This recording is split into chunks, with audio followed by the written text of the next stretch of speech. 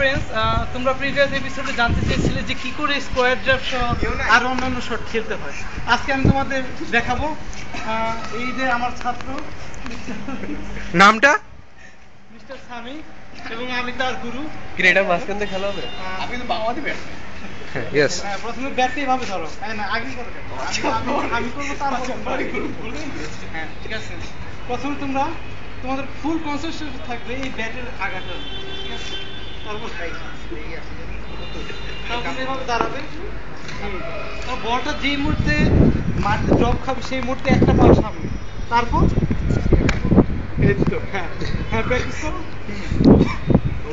One one পা সামনে না, ওয়ান ওয়ান পা সামনে।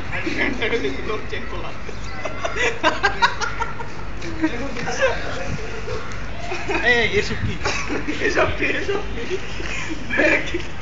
চেন খোলা তাহলে খেলা শিখাইতে আসছো কেন? তাই কি চেন খোলা না থাকলে কি খেলা? ওকে